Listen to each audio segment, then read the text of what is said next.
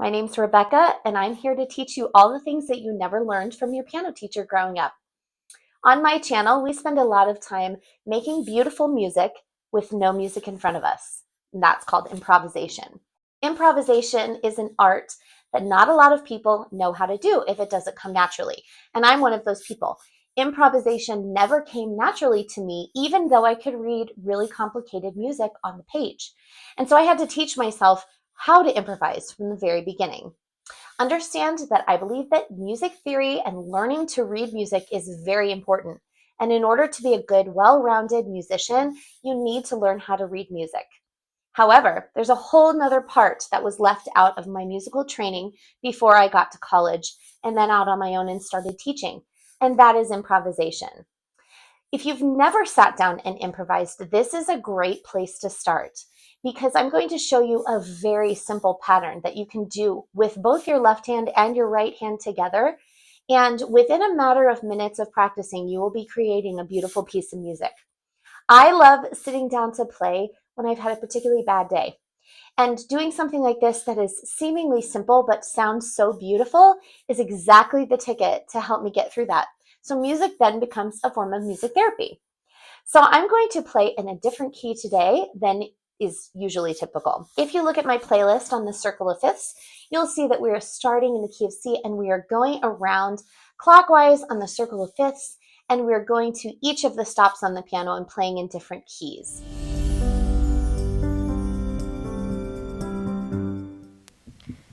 So for this improvisation, we're going to actually be playing in the key of G major, just so that we don't always get stuck in the key of C. So the key of C is where a lot of people begin because it's all of the white notes between C and C.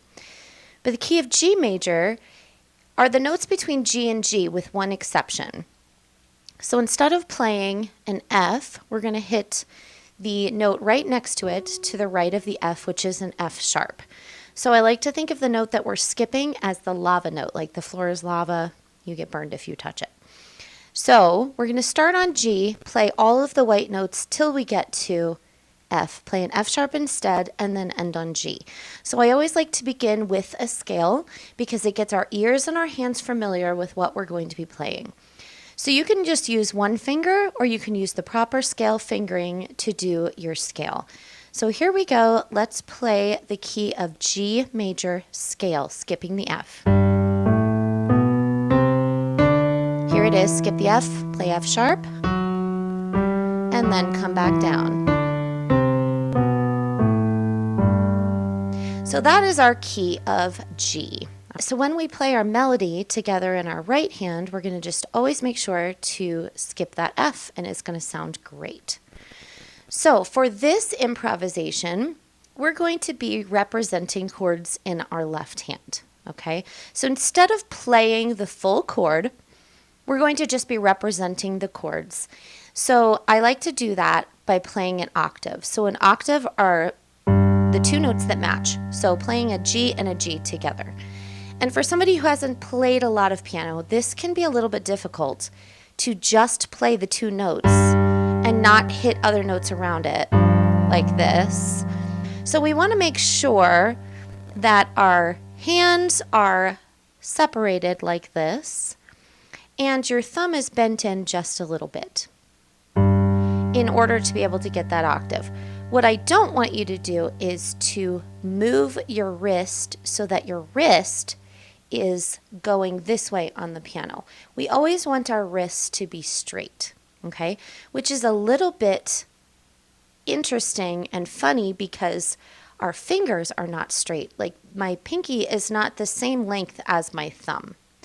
But when I move my thumb in a little bit, it becomes so that my wrist can stay straight and I can still hit those notes. So before we begin, I want you to just go through the key of G major, what we just did, the scale, and just play the octaves to make sure that you are comfortable just playing octaves. So like this.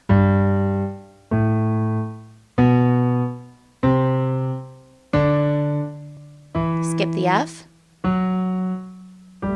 And just kind of watch your wrist, make sure that it's straight and that you're not hitting any extra notes in there. So after you feel comfortable with doing an octave, that is what we're going to be doing to represent our chords in our left hand. So we're going to use a very common chord progression in our left hand, but it's very beautiful, and it's used in a lot of pop music. So we're going to start with our 1 chord, and our 1 is the first note that we play in whatever key we're in. So the key of G is going to be our first note. So that represents our G chord. Then we're going to go to our 6th note, okay? So in the key of G, 1, 2, 3, 4, 5, 6, it's an E. So we're going to go to the closest E. So instead of going here, we're going to go down, all right? So we're going from G to E, which is our 6th chord. Then we're going to go to our 4 chord, which is 1, 2, 3, 4, a C. So from the E, we're going to go to a C. And then our 5 chord, which is right next to it, D. Instead of going back to the G at this point, we're going to go back to the 6th chord, which is the E, and then to our 4 chord, and then 1. All right, so one more time, we go G, E, C, D, E, C, G. Now, if you wanted this chord progression to continue, because that's a pretty short song, you can just keep hitting any of those notes in any order, as long as when you're ready to be finished, you go back to the G. That will make it sound like your song has come home and it has been resolved. So no matter what order you do these particular chords in, you will end in a G. And that is literally all that we are going to be doing with our left hand. We're playing them both at the same time and going through this chord pattern.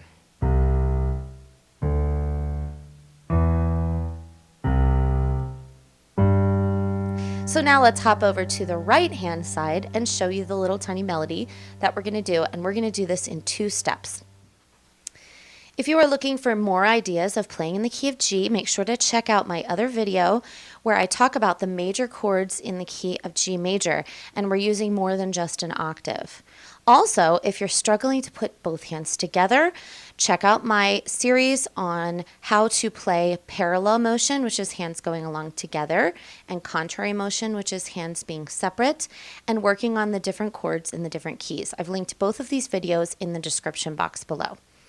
Now let's talk about the right hand. Now in the key of G, when you're doing an improvisation in the key of G, you can literally play anything that you want as long as you're staying within the key. So as long as you are sticking with all the white notes and skipping the F and playing the F sharp instead, it's going to sound great. However, when you're first beginning, it's really kind of difficult to be thinking about all of these things with the left hand moving independently and the right hand moving independently. So I'm going to give you just a very short and easy melody that you can do. And it's so great because it only consists of 2 notes. This can be applied to any key, but for right now, of course, we're in the key of G. All right, so the first note that we're going to play is a G. And then we're going to play the 5th. So 1, 2, 3, 4, 5 is a D. And all we're going to be doing for this entire improvisation for step 1 is going back and forth between the D and the G. Now here's what I want to talk about as far as your hand goes. So we don't want to ever have tension in our hands. And you can tell that you're having tension if you start feeling pain here on the outside of your hand, or especially in your wrist. Sometimes there can be pain in fingers too, but it usually will show up with these tendons here. So in order to not have tension in our hand, we want our fingers to be strong here, but we're going to use our wrist as kind of a turning motion. So instead of keeping our wrist totally still like this and just moving our fingers, that, I want you to just feel that, what that feels like, to move your pinky and your thumb, or your 5 finger and your 1 finger. Feel how that feels tension filled. It does not feel great. But then when we start thinking of our wrist as being able to turn like this, it allows our hand to stay in this comfortable hand position where our hands are not spread out like this or putting undue tension on our fingers. So think of it like a doorknob. So if you move to turn a doorknob, you'd actually put a doorknob in your hand. turn it, and you see what your wrist can do. That is the motion that we're making with our hand. Now, I'm exaggerating it right now. We're not going to be doing it quite this much. But thinking of this motion is going to help. But one thing I want to caution you, do not do this with your elbow jutting out like this. We don't want our elbow moving. It's just the wrist. So your elbows should be close to your sides. Your wrist is the one that's making this movement. So we're going to start on the G and go to the C. And just kind of practice moving your wrist. So that is the correct movement. Let me show you what it looks like to not do it correctly. So now my wrist is completely still. And you'll see this a lot if these 3 fingers that are in between are sticking up in the air. Okay, that's tension in your fingers. If you see this, that's wrong. Now, relax them and start turning. That was a lot of explanation for 2 notes, but it's really going to help your playing as you go. All right, so that is literally the only thing that you're doing in your right hand. So now we are going to combine the right hand and the left hand to create a beautiful melody. The one thing that's going to help this melody come together is by use of the pedal. So put your right pedal down, the sustain pedal or the damper pedal, either one, you're going to put that down as you are playing, and it's going to help the sounds blend together and sound really nice. Remember our left hand pattern of the octaves that we're doing, and our right hand is just going to be hitting like this. All right, so it's going to sound like this together. And then switch chords. Then to the C.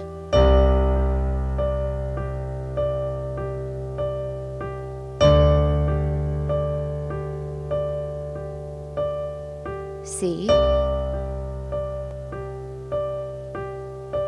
and then end on the D. And you can either end on the D or the G in the right hand. So we're doing sets of 4 beats each. 1, 2, 3, 4. 1, 2, 3, 4, like that throughout, okay? So just get the feeling of moving both hands at once, and already you can start to hear how this is an absolutely beautiful little tune together, and we're only doing 2 notes in the right hand. All right, so I want you to practice that over and over again until it becomes easy for you. And remember, you can use any of these chords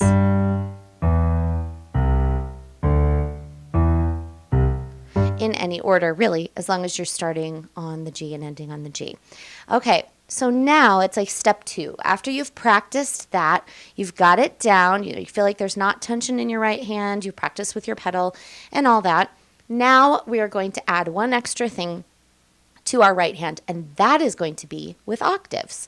So just like we were doing octaves in the left hand, we're also going to do octaves in the right hand with the octave G. But it's going to have a D in the middle, okay? So this one, now of course we have to have our hands separated for this, but we still don't want tension in here. When you put down this D, you don't want these 2 fingers to be going crazy, all right? They're just nice and relaxed, all right? So what I want you to try is to hit the octave and then hit the D and go back and forth between those 2 things. After you've got that, then you're going to kind of do them in any order. So we can do the octave, then this one, then this one, then this one, or whatever we want to do.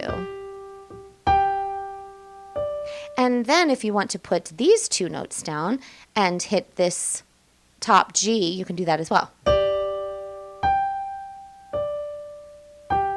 Or these 2 down.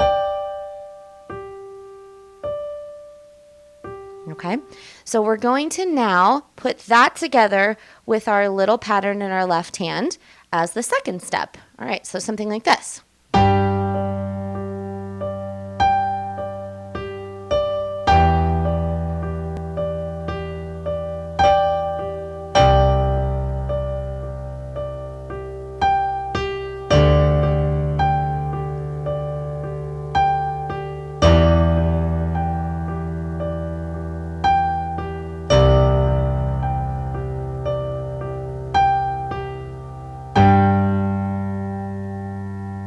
think I forgot one of the chords in there, but that's okay. It still sounded great because I added the G at the end. Okay, so you can always just, if you're like, oh no, I messed up, it really does not matter. It's okay. It is all right.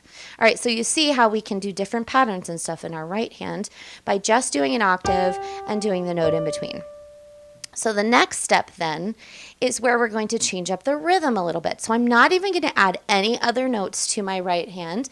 I'm just going to change up the rhythm. All right. So I can sometimes do quarter notes, sometimes do eighth notes, and everything in between. So it can sound something like this.